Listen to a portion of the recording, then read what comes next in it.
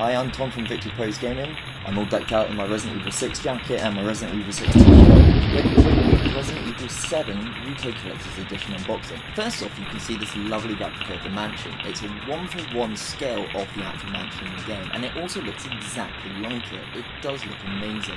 However, again, as this is a very special exact replica of it. So instead, they sent me a smoked cheese with a USB stick in it. It is quite posable, probably more posable than the one meant to be included in the Collector's Edition. Also, you can't eat the one in the Collector's Edition.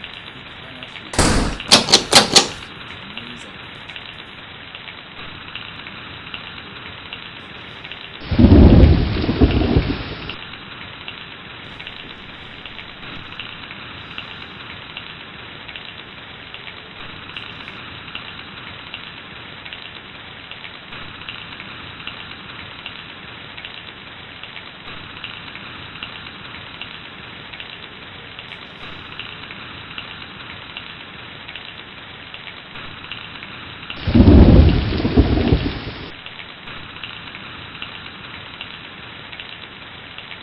When Resident Evil 7 was first announced and the beginning album demo went live, I was instantly hooked on this new take on such a classic franchise.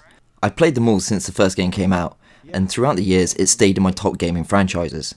While I'm not a great fan of first-person horror games with titles like Outlast and Amnesia that don't interest me at all, this is definitely a new approach that I was hoping Capcom would deliver on.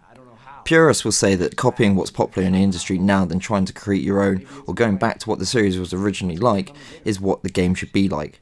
For me personally, as long as I enjoy the game, I'm not one to judge its development or execution. Resident Evil 4, for example, was a drastic change from the static camera angles and tank controls, but was met with critical acclaim, so much that until 7 was released, all the games in the series after, bar some of the spin-offs, followed this new action approach. As I said before in my beginning hour teaser video, and in numerous other videos and publications that can be found online, originally Resident Evil was meant to be a first-person game, but due to hardware limitations they were unable to do so. So bringing it back to what was originally conceived and planned rather than what has been done before has made for a truly terrifying experience that, while not perfect, is up there with my favourite games in the franchise.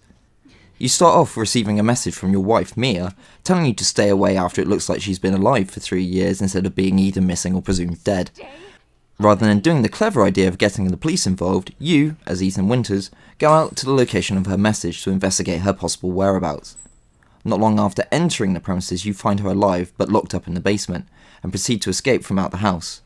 This is where things start from going bad to worse, as she starts to attack you, and after putting a few bullets and an axe to her face, you get knocked out by one of the residents of the property, Jack Baker.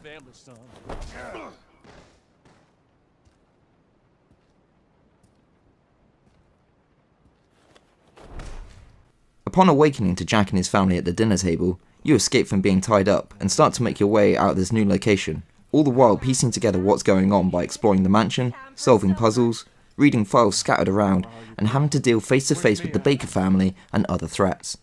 Without spoiling anything further, what takes place is your standard Resident Evil affair, with gaining new items to use on previously uncovered puzzles and doors, gaining new weapons to deal with the enemies you encounter, and trying to escape this nightmare.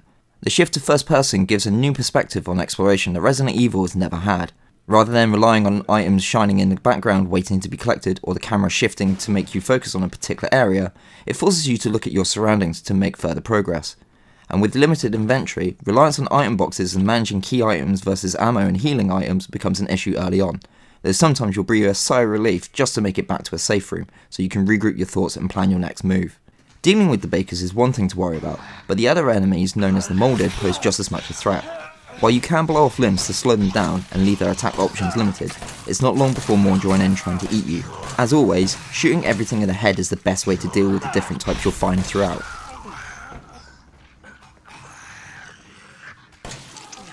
While there are a few puzzles, 3 of them are repeated, so this lack of variety does hurt the side of the experience.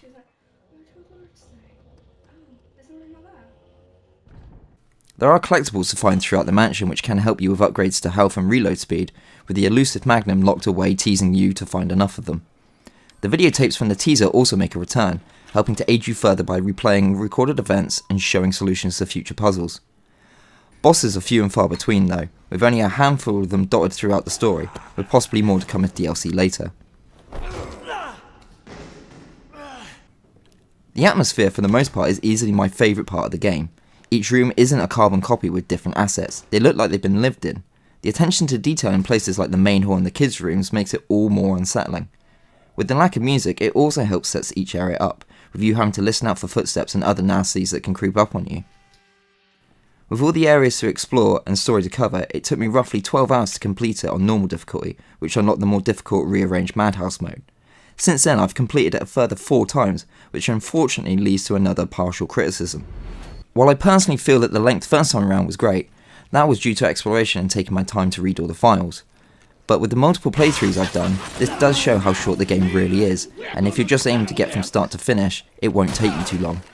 Saying that, I've enjoyed each run, and I'm still waiting to go through again and again many more times, as it's a game I find is well suited for speedrunning, but can understand the negativity a game can get for its short length. I also can understand that its loose ties to the Resident Evil universe that have been uncovered can anger long-time fans, as it doesn't really add much currently to the ongoing mythos. Overall, if you're a fan of Resident Evil, there's more than enough nods and gameplay mechanics that keep this a part of the franchise, regardless of the perspective shift. If you like your horror games, then this is definitely not one to miss out on, especially if you have a VR to scare yourself even more. Hopefully this will mean a Resident Evil 8 in the future, but for now it's waiting for DLC to be released and reading all the random fan theories that are on various message boards.